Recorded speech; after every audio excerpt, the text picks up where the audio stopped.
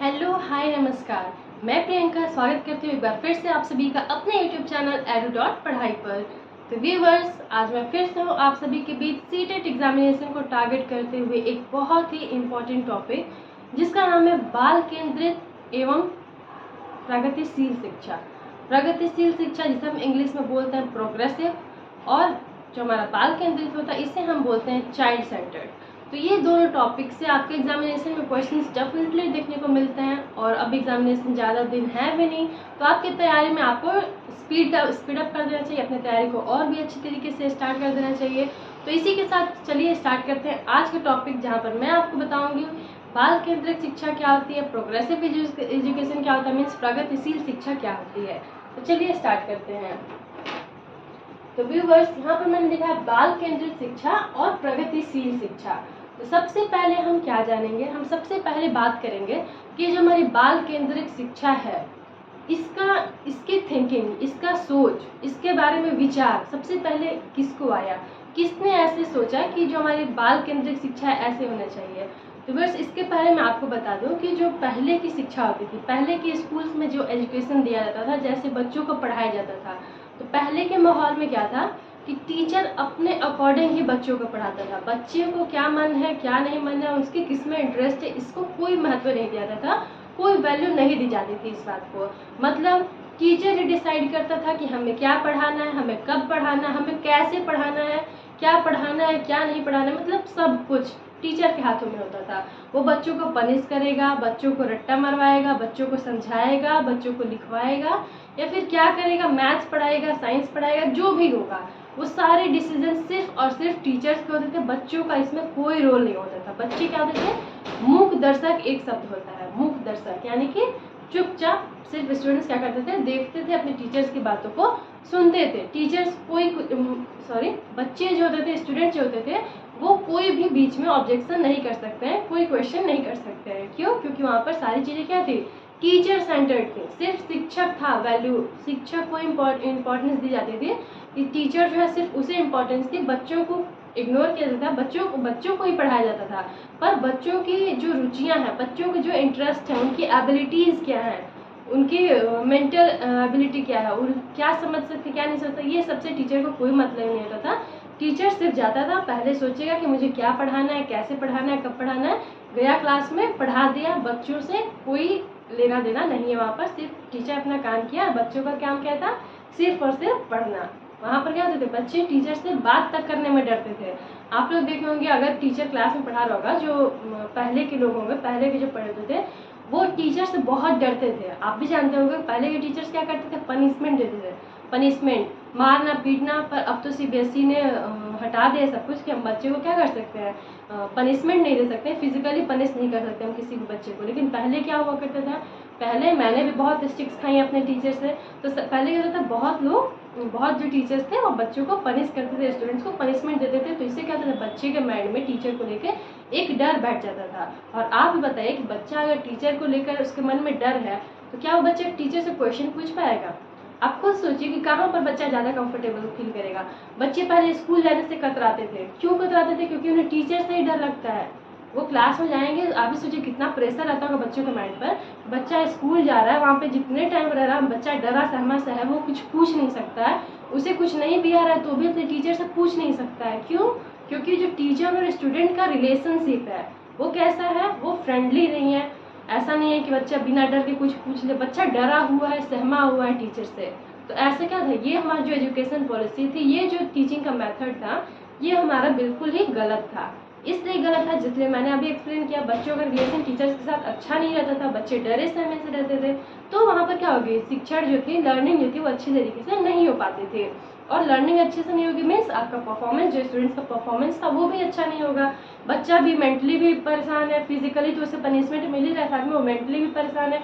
क्यों मेंटली परेशान है, मेंटली डिस्टर्ब है? क्यों? क्योंकि वो क्लास में टीचर से अगर कुछ नहीं आ रहा तो वो टीचर से अपने पूछ तक नहीं सकता है, डर के मारे वो पूछ नहीं रहा, तो उसका असर क्या पड़ेगा, उसके रिजल्ट पे, उसके परफॉर्मेंस पे पड़ रहा है, उसका परफॉर्मेंस भी गिर रहा है। तो ये ओवरऑल अगर हम बात करें तो जो टीचर सेंटर्ड एजुकेशन था, यानी कि सारी कुछ चीज़ें टीचर के हाथ में थी, ये कहीं से भी हमारे लिए अच्छा नहीं था। तब फिर जो हमारे एक समर्थक थे जिन्होंने सबसे पहले बाल केंद्रित शिक्षा की बात की, तो वो थे हमारे, इसके समर्थन देने वाले थे जॉन डेवी साहब। जॉन डेवी को आपने पहले भी सुना होगा। जो हमारे जॉन डेवी साहब थे ये यूएसए के क्या थे, साइकोलॉजिस्ट थे, मनोवैज्ञानिक थे जॉन डेवी, यूएसए के। इन्होंने समर्थन दिया किसको, बाल केंद्रित शिक्षा को। अब बाल केंद्रित शिक्षा क्या होती है तो वो समझिए। बाल केंद्रित शिक्षा जिसे हम बोलते हैं चाइल्ड सेंटर्ड एजुकेशन, ये बहुत इम्पॉर्टेंट चीज़ है, बहुत इसने बहुत अच्छा रोल प्ले किया बाल केंद्रित शिक्षा ने। अब जो शिक्षा आई, जो पहले की टीचर सेंटर्ड थी उसको हटाया गया और नई शिक्षा प्रणाली आई, वही बाल केंद्रित शिक्षा। अब बाल केंद्रित शिक्षा में क्या होता था कि इसमें स्टूडेंट को बीच में रखा जाता था। मतलब स्टूडेंट यहाँ पर एक सेंटर था, ये सेंटर है मान लीजिए, ये स्टूडेंट है, यहाँ पर जो भी चीज़ें डिसाइड होंगी, बच्चों को क्या पढ़ाना है, कैसे पढ़ाना है, किस समय पढ़ाना है, ये सारी चीज़ें किसके अकॉर्डिंग रहेंगी, बच्चों को ध्यान में रखते हुए। बच्चों का इंटरेस्ट किस चीज़ में है, बच्चा कैसे पढ़ना चाहता है, किस तरीके से हम पढ़ा रहे हैं तो बच्चे को ज़्यादा समझ में आ रहा है, बच्चा क्या सब्जेक्ट में इंटरेस्ट अपना दिखा रहा है, ये सारे कुछ जो भी हमारे डिसीजंस होंगे वो सारा कुछ बच्चों को ही बीच में केंद्र मानकर किया जाएगा। मतलब कि बच्चा जो पढ़ना चाहेगा उसे वही पढ़ाया जाएगा। बच्चे के लिए जो भी चीज़ें अच्छी रहेंगी, बच्चे के अकॉर्डिंग टाइम टेबल सेट किया जाएगा। बच्चे को जिस टाइम पर पढ़ने में ज़्यादा आसानी है, बच्चा जिस टाइम पर ज़्यादा कंफर्टेबल फील कर रहा होगा तभी बच्चे को पढ़ाया जाएगा, उसके इंटरेस्ट के अकॉर्डिंग पढ़ाया जाएगा। ऐसा नहीं कि बच्चे को बायोलॉजी पढ़ने का मन है, बायोलॉजी में उसका इंटरेस्ट है, लेकिन हम बच्चों को क्या पढ़ा रहे हैं, हम बच्चों को दे रहे हैं मैथ्स, नहीं तुम्हें मैथ्स ही पढ़ना है, तो ऐसा नहीं करना था। बाल केंद्रित शिक्षा में जितनी भी चीज़ें होंगी सारी चीज़ें बच्चों के हित में होंगी, बच्चों के अकॉर्डिंग होगी, तो इसलिए हम कहते हैं बाल केंद्रित शिक्षा। आपको समझ आया होगा। बाल केंद्रित शिक्षा में क्या होता है, बच्चों को केंद्र में रखकर, यानी कि बच्चों को ही यहाँ पर इम्पोर्टेंस दिया जाता है। टीचर का इम्पोर्टेंस यहाँ पर कम हो जाता है, यहाँ पर ज़्यादा इम्पोर्टेंस दिया जाता है बच्चों को। मीन्स बच्चों से मीन्स हमारा स्टूडेंट को टारगेट करते हुए, स्टूडेंट को बीच में रखते हुए सारी कुछ चीज़ें जो भी डिसाइड होंगी वो स्टूडेंट के हित में होंगी। स्टूडेंट को ध्यान में रखते हुए उसके लिए सिलेबस कैसा होना चाहिए डिसाइड किया जाएगा, बच्चों को हित में रखते हुए, ना कि टीचर के हित में रखते हुए। पहले क्या था, टीचर सेंटर्ड था, टीचर के अकॉर्डिंग सारी चीज़ें होती थी, लेकिन अब क्या है, बाल केंद्रित में सारी चीज़ें सिर्फ और सिर्फ स्टूडेंट्स के हित में होकर डिसाइड की जाती हैं कि स्टूडेंट के लिए क्या, उसके लिए क्या इंटरेस्ट है स्टूडेंट का, स्टूडेंट को कब पढ़ने का मन होता है, उसके लिए क्या पढ़ाना सही रहेगा। ये सारी कुछ चीज़ें यहाँ पर स्टूडेंट को मेन में रखते हुए, स्टूडेंट पर मेन ध्यान रखते हुए बनाई गई, तो इसे हम कहते हैं बाल केंद्रित शिक्षा। आई होप आपको इतनी बातें समझ में आई होंगी कि टीचर सेंटर्ड में क्या होता था और जो चाइल्ड सेंटर्ड है इसमें क्या होता है। आपको इतनी बात समझ में आ गई होगी। तो अब देखिए, मैंने अभी आपको समझा दिया बाल केंद्रित और टीचर सेंटर्ड। पहले के सिस्टम था टीचर सेंटर्ड यानी कि शिक्षक केंद्रित, और अब है बाल केंद्रित शिक्षा। इसी के साथ में एक और शिक्षा प्रणाली आई, वो है प्रगतिशील शिक्षा। जो मैंने यहाँ लिखा हुआ है प्रगतिशील शिक्षा। प्रगतिशील शिक्षा को हम बोलते हैं प्रोग्रेसिव एजुकेशन। ये एक टर्म है इंग्लिश में, प्रोग्रेसिव एजुकेशन। अब प्रोग्रेसिव एजुकेशन क्या होता है, तो ये देखिए प्रगतिशील शिक्षा क्या होता है, जब बच्चे को हम उसकी अभिवृत्तियों मीन्स एटीट्यूड्स और इच्छाओं के अनुसार पढ़ाते हैं तो उसका शिक्षा स्तर बढ़ जाता है, जिसे प्रगतिशील शिक्षा कहते हैं। यानी कि जब हम बच्चों को क्या करते हैं, उसके एबिलिटीज, स्टूडेंट के एबिलिटीज़ के अकॉर्डिंग, उसकी इच्छाओं के, जिसका जहाँ पर उसका इंटरेस्ट है उसके अकॉर्डिंग जब हम बच्चों को पढ़ाते हैं तो बच्चे को क्या होता है, शिक्षा का स्तर, यानी कि उसका जो लेवल था एजुकेशन का, पहले बच्चा यहाँ तक था लेकिन अब क्या उसका स्तर बढ़ गया। तो जब हम बच्चों को उसके इंटरेस्ट, उसके एबिलिटीज़ के अकॉर्डिंग हम पढ़ाते हैं तो कहते हैं बच्चों का जो लर्निंग का लेवल होता है, शिक्षा का स्तर होता है, वो बढ़ जाता है। आप भी बताइए, जब आपको आपके मन का कुछ काम होगा तो आप क्या करेंगे, उसमें अपना पूरा देंगे, 100% आप देंगे, क्योंकि वहाँ पर आपको मज़ा आ रहा है। तो क्या होगा, वो शिक्षा अच्छी होगी हमारी, तो इससे लेवल बढ़ जाता है। तो ये जो बढ़ जाता है स्तर, इसको हम कहते हैं प्रगतिशील शिक्षा। एक बार फिर समझिए कि प्रगतिशील, जब हम बाल केंद्रित शिक्षा के थ्रू क्या करते हैं, बच्चों को उनकी एबिलिटीज़ और उनकी इच्छाओं के अनुसार पढ़ाते हैं तो उनके एजुकेशन का लेवल जो था बढ़ जाता है, शिक्षा का स्तर बढ़ जाता है, और इसे ही हम बोलते हैं प्रगतिशील शिक्षा यानी कि प्रोग्रेसिव एजुकेशन। आप समझिए यहाँ से, ये था इसका प्रगतिशील शिक्षा का डेफिनेशन कि क्या होता है। अब समझने की कोशिश करिए। एक बच्चा, मान लीजिए आप दो बच्चों को आप लिए, दो बच्चे आपने लिए पढ़ाने के लिए। अब एक को आप क्या कर रहे हो, एक को आप पढ़ा रहे हो एकदम बोरिंग तरीके से, नहीं तुम्हें ये पढ़ना ही पढ़ना है, आज ही पढ़ना है, बच्चे को मन नहीं है मैथ्स पढ़ने का, लेकिन आप क्या कर रहे हो कि नहीं मैं आज यही तैयारी करके आया, मुझे आज यही पढ़ाना है, तुम्हें यही पढ़ना है, तो आप बच्चे को वो पढ़ा रहे हो, मैथ्स पढ़ा रहे हो जबरदस्ती का। वहीं पर एक बच्चा है वो क्या कर रहा है, वो उसका मन है कि नहीं वो आज मैथ्स ही पढ़ेगा, तो आप मैथ्स पढ़ा रहे हो, दोनों बच्चों को आप मैथ्स पढ़ा रहे हो, एक का मन नहीं है पढ़ने का मैथ्स और एक का पूरा मन है मैथ्स पढ़ने का। तो आप बताइए जब टीचर वही है, सेम टीचर है, वो दो बच्चों को पढ़ा रहा है, एक को मैथ्स का मन नहीं है, एक को मैथ्स में मजा आ रहा है, तब क्या होगा आप खुद देखोगे कि जो बच्चे इंटरेस्ट के साथ पढ़ रहा है, जिसका मन है उसमें पढ़ने का, उसको चीज़ें ऑटोमेटिकली ज़्यादा समझ में आएंगी। वहीं पर जिस बच्चे का मन ही नहीं है अभी मैथ्स पढ़ने का, वो कितने भी, वो तो पहले बात तो कोशिश करेगा नहीं, क्योंकि उसका मन ही नहीं है, बिना मन का वो कुछ करेगा नहीं, बिना मन का आप उसे पढ़ा रहे हो, इंटरेस्ट ही नहीं दिखाएगा अपना, तो उसका क्या, उसका जो एजुकेशन का लेवल होगा वो क्या होगा, अच्छा नहीं होगा, वो उस चीज़ों को समझेगा ही नहीं, तो अच्छा कहाँ से होगा। वहीं पर जिसे मज़ा आ रहा है मैथ्स पढ़ने में, उसका इंटरेस्ट है, उसको क्या होगा, उसको चीज़ें ज़्यादा समझ में आएंगी, और जब चीज़ें समझ में आएंगी तो इसका क्या होगा, इसका लेवल इम्प्रूव होगा।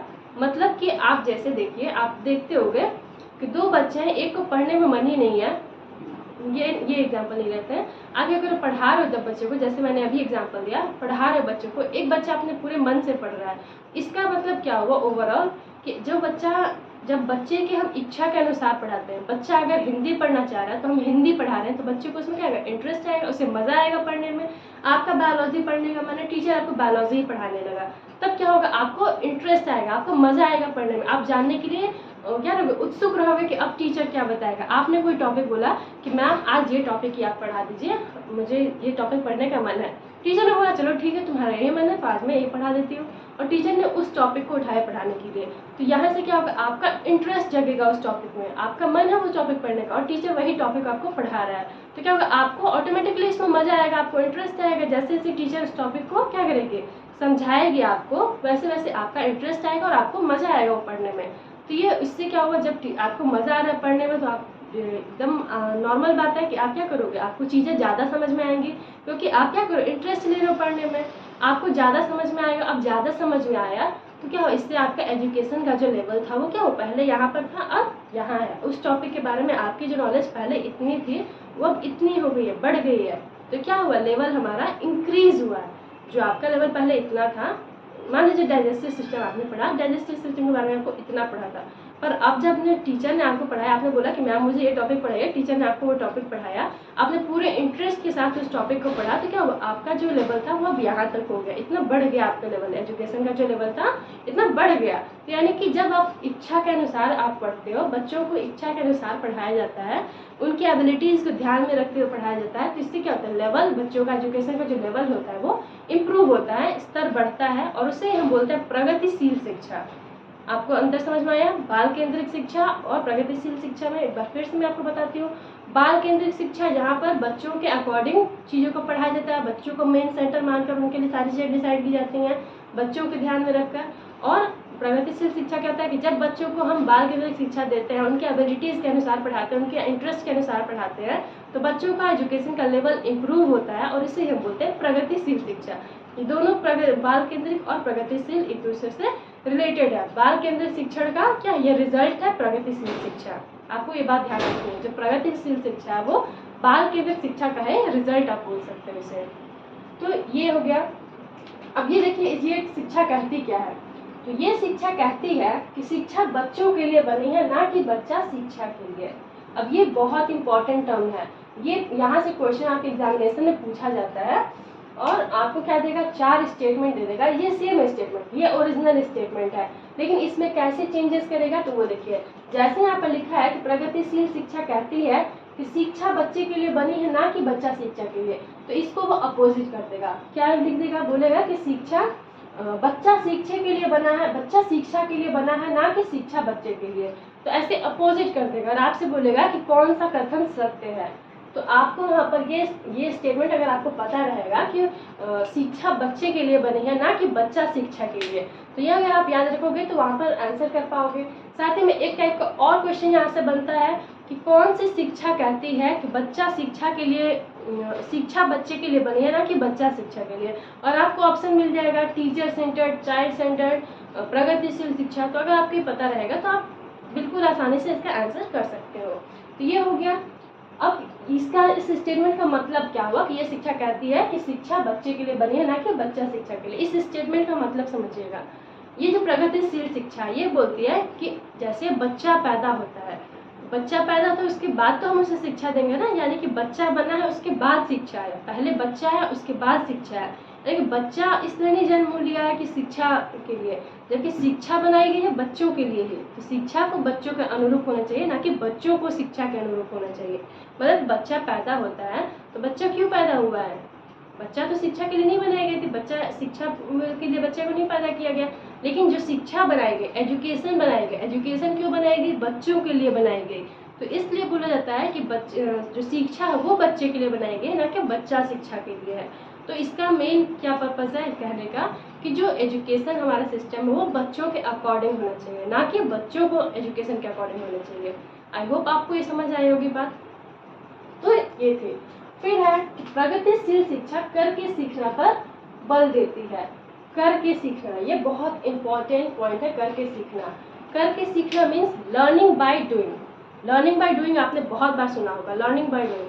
अब प्रगतिशील शिक्षा जो है ये क्या कहती है कि करके सीखने पर बल देती है, मीन्स रटने पर बल नहीं देती है। ये चीज़ों को ये समर्थन करती है कि जो स्टूडेंट्स हैं वो खुद से चीज़ों को करें, और खुद से करके जब सीखेगा बच्चा तो ज़्यादा सीखेगा। जैसे हम साइंस का जो एक्सपेरिमेंट होता है, साइंस के केमिकल फॉर्मूलाज होते हैं, उनका रिएक्शन क्या होता है, ये सारी चीज़ें हम कितने भी रट लें, बहुत बार रटेंगे हम, तो तब हमें चीज़ें समझ फिर भी उतनी अच्छी तरीके से नहीं समझ में आती हैं। लेकिन अगर हम जाते हैं लेबोरेटरी में, लैब्स में जाते हैं और वहाँ पर हम प्रैक्टिकल करके जब देखते हैं, खुद से हम क्या करते हैं प्रैक्टिकल करके देखते हैं, तो वो चीज़ें हमें ज़्यादा अच्छी तरीके से समझ में आती हैं, वो हमारे माइंड में सेट हो जाती हैं। ऐसे सेट होंगे कि आप भूलोगे नहीं। लेकिन अगर आप किसी चीज़ को रट रहे हो तो वो आप क्या करते हो, 2 दिन अगर आपने नहीं रिवाइज किया तो तीसरे दिन वो 100% आपके माइंड से आउट हो जानी है, आपको चीज़ याद नहीं रहेगी। लेकिन अगर आप कोई चीज़ करके सीखते हो, एक्सपेरिमेंट के थ्रू सीखते हो, वो क्या होगी, ज़्यादा समय तक आपकी मेमोरी में वो चीज़ें सेव हो जाएगी हमेशा के लिए। तो ये जो प्रगतिशील शिक्षा है यानी कि प्रोग्रेसिव एजुकेशन है, ये इसी बात पर बल देती है कि स्टूडेंट्स को करके सीखना देना चाहिए, उन्हें अपॉर्चुनिटीज़ देनी चाहिए कि वो चीज़ों को करें और सीखें, यानी कि लर्निंग बाय डूइंग, वो करें चीज़ों को और सीखें। तो ये चीज़ें आपको समझ आई होंगी। मैंने अभी तक आपको क्या बताया, मैंने डिफरेंस बताया बाल केंद्रित शिक्षा, टीचर सेंटर्ड और प्रोग्रेसिव एजुकेशन मैंने आपको बता दिया। फिर मैंने बोला कि ये शिक्षा कहती है कि शिक्षा बच्चे के लिए बनी है, ना कि बच्चा शिक्षा के लिए। फिर मैंने बोला कि प्रगतिशील शिक्षा करके सीखने पर बल देती है। फिर एक पॉइंट मिस हो गया था ये कि प्रगतिशील शिक्षा से बच्चे का सर्वांगीण विकास होता है। सर्वांगीण विकास जो हम बोलते हैं इसका मतलब होता है ओवरऑल, मीन्स सिर्फ पढ़ाई ही नहीं, पढ़ाई तो एक फैक्ट है, लेकिन पढ़ाई के साथ साथ और भी चीज़ें, life skills, computer test, art, sports, ये सब स्किल्स को भी डेवलप करता है प्रगतिशील शिक्षा। तो प्रगतिशील शिक्षा से क्या होता है, ओवरऑल डेवलपमेंट होता है, इसे हम बोलते हैं सर्वांगीण विकास। तो ये हो गई इस बारे में चीज़ें। अब ये जो हमारे, और अगर आपसे पूछा जाता है कि प्रगतिशील शिक्षा के समर्थक कौन थे, तो इसके भी समर्थक जॉन ड्यूवी ही थे। Child centred education and progressive education, ये दोनों ही सपोर्ट की गई हैं जॉन ड्यूवी के द्वारा। अब हम देखते हैं हमारा यहाँ पर कि जॉन ड्यूवी ने जो था वो शिक्षा को यानी कि एजुकेशन को ट्राइपोलर बताया। ट्राइपोलर, जॉन ड्यूवी, यहाँ से भी बहुत क्वेश्चन पूछे जाते हैं कि किसने शिक्षा का त्रिध्रुवी बोला। त्रिध्रुवी यानी कि ट्राइपोलर जॉन ड्यूवी ने बोला कि जो हमारी शिक्षा होती है वो क्या होती है, ट्राइपोलर होती है। ट्राइपोलर मीन्स त्रिध्रुवीय होती है। अब इन्होंने बताया कि जो हमारे एजुकेशन होती है उसके 3 पिलर्स होते हैं। 3 पिलर्स याद रखिएगा, जॉन ड्यूवी के अनुसार शिक्षा के 3 ध्रुव होते हैं। 3 ध्रुव मीन्स 3 पिलर्स होते हैं। अब वो कौन कौन से पिलर्स होते हैं, तो इन्होंने बोला कि जो सबसे पहला हमारा फैक्ट होता है पिलर, वो है शिक्षक यानी कि टीचर। इन्होंने बोला कि शिक्षा क्या है, त्रिध्रुवी है, उसमें से एक ध्रुव होता है हमारा टीचर, और सेकंड होता है हमारा बालक। बालक मीन्स स्टूडेंट, जो स्टूडेंट हमारा वो है सेकंड पिलर, और थर्ड होता है हमारा पाठ्यक्रम यानी कि जो भी आपका करिकुलम है, सिलेबस है। ये क्या क्या इन्होंने 3 पिलर्स दिए, ये यहाँ से क्वेश्चन बहुत पूछे जाते हैं, इसको बहुत ध्यान से समझिएगा। जॉन ड्यूवी ने दिया ट्राइपोलर एजुकेशन यानी त्रिध्रुवी शिक्षा, और कौन कौन से 3 स्तंभ इन्होंने बताया, तो पहला बताया उन्होंने शिक्षक, दूसरा बताया बालक, और तीसरा बोला पाठ्यक्रम। ये 3 पिलर्स थे जॉन ड्यूवी के अनुसार। अब ये देखिएगा, ये 3 वेरिएबल्स हैं। अब ये 3 वेरिएबल्स में से भी टीचर यानी कि टीचर को हम बोलते हैं स्वतंत्र चर। अब ये देखिए चर क्या होता है, वेरिएबल्स होते हैं। जॉन डेवी ने कुछ वेरिएबल्स भी दिए थे, वेरिएबल्स को हिंदी में बोलते हैं चर। तो इन्होंने बोला कि जो शिक्षक होता है वो होता है स्वतंत्र चर। स्वतंत्र चर यानी कि independent variable. Independent variable teacher को स्वतंत्र चर इन्होंने बोला। यहाँ से भी क्वेश्चन पूछा जाता है कि स्वतंत्र चर क्या होता है। जॉन डेवी के अनुसार स्वतंत्र चर क्या होता है, तो आप बताओगे कि स्वतंत्र, वहाँ पर ऑप्शन आपको दे दिया जाएगा टीचर, स्टूडेंट, सिलेबस। तो आप क्या टिक करोगे, जो इंडिपेंडेंट वेरिएबल होता है, स्वतंत्र चर होता है, वो होता है शिक्षक। अब कैसे, तो ये समझिए, टीचर को इन्होंने स्वतंत्र चर बोला क्योंकि क्या है, शिक्षक जो है वो फ्री है, वो पढ़ाएगा बच्चों को, उसे क्या पढ़ाना है वो टीचर के पास में है, टीचर जानता है कि उसे क्या पढ़ाना है बच्चों को। तो ये हो गया टीचर, इंडिपेंडेंट वेरिएबल, स्वतंत्र चर। वहीं पे हम बात करते हैं जो सेकेंड पिलर है हमारा, बालक है, स्टूडेंट है, इसको उन्होंने बोला आश्रित चर यानी कि डिपेंडेंट। आश्रित मीन्स डिपेंडेंट है कि स्टूडेंट किस पर डिपेंडेंट है, ये आश्रित है। बच्चा क्या है, आश्रित है। किस पर आश्रित है बच्चा, तो बच्चा अपने पेरेंट्स पर आश्रित है और साथ ही साथ टीचर पर भी डिपेंडेंट है, अपने टीचर पर भी आश्रित है बच्चा। क्यों, क्योंकि बच्चा जो है वो किससे पढ़ेगा, टीचर से ही पढ़ेगा। यानी कि बच्चा क्या अपने टीचर पर डिपेंड कर रहा है, आश्रित है अपने टीचर पे। तो इसलिए बालक जो है, स्टूडेंट है, वो होता है हमारा आश्रित चर यानी कि डिपेंडेंट वेरिएबल। याद रखिएगा, स्टूडेंट होता है डिपेंडेंट वेरिएबल यानी कि आश्रित चर होता है। अब थर्ड है यहाँ पर पाठ्यक्रम। अब पाठ्यक्रम को इन्होंने बोला मध्यस्थ चर यानी कि मीडिएटर। ये होता है हमारा मीडिएटर। पाठ्यक्रम ये होता है मेरे। अभी जो मध्यस्थ चर, इसे क्यों बोला, क्योंकि आप समझिए आपसे कि एक है टीचर और एक है स्टूडेंट। इन दोनों को ज्वाइन कौन कर रहा है, जो टीचर है और स्टूडेंट है, इन दोनों के बीच की कड़ी क्या है, पाठ्यक्रम है। क्यों है पाठ्यक्रम, क्योंकि टीचर क्या करेगा, बच्चों को पाठ्यक्रम के अनुसार ही पढ़ाएगा, सिलेबस के करिकुलम के अकॉर्डिंग ही पढ़ाएगा टीचर स्टूडेंट को। तो इन दोनों को मिलाने वाला कौन है, यहाँ पर पाठ्यक्रम है। तो इसलिए पाठ्यक्रम को बोला गया मध्यस्थ चर। एक टीचर, ये डिपेंडेंट है, स्वतंत्र चर है, एक है स्टूडेंट, ये है क्या, आश्रित चर यानी कि डिपेंडेंट वेरिएबल, और इन दोनों को मिलाने वाला है पाठ्यक्रम। तो पाठ्यक्रम हो गया हमारा मध्यस्थ चर। ये चीजें आपको समझ में आई होंगी, ठीक है। एक बार फिर से मैं इसको बताती हूँ कि जो जॉन डेवी ने बताया कि 3 पिलर्स है एजुकेशन के, क्या क्या है, तो टीचर है, शिक्षक है, बालक है और पाठ्यक्रम है। शिक्षक को इन्होंने बोला स्वतंत्र चर यानी कि इंडिपेंडेंट, बालक को इन्होंने बोला आश्रित चर यानी कि डिपेंडेंट वेरिएबल, और पाठ्यक्रम को इन्होंने बताया मध्यस्थ चर यानी कि जो मीडिएटर होता है इन दोनों के बीच का। तो ये सारी चीजें आपको समझ में आई होंगी। अब एक पॉइंट छूट गया कि भारत में जो थे बाल केंद्रित शिक्षा कैसे ओवरऑल पूछा जाए तो जॉन डेवी थे, लेकिन अगर भारत में सिर्फ और सिर्फ भारत में अगर बाल केंद्रित शिक्षा का श्रेय अगर किसी को जाता है तो वो हमारे गीजू भाई। तो ये बात याद रखिए, यहाँ से भी क्वेश्चन पूछा जाता है कि भारत में बाल केंद्रित शिक्षा का श्रेय किसको दिया जाता है, तो आपका जवाब होगा कि गीजू भाई को हम देते हैं भारत में बाल केंद्रित शिक्षा का श्रेय। ये थी मेरी आज की क्लास। आई होप आपको सारी चीज़ें समझ आई होंगी। अगर आपको मेरी क्लास अच्छी लगी हो, थोड़ा सा भी हेल्प मिला हो, तो please do like, share and subscribe the channel. Thank you so much for watching.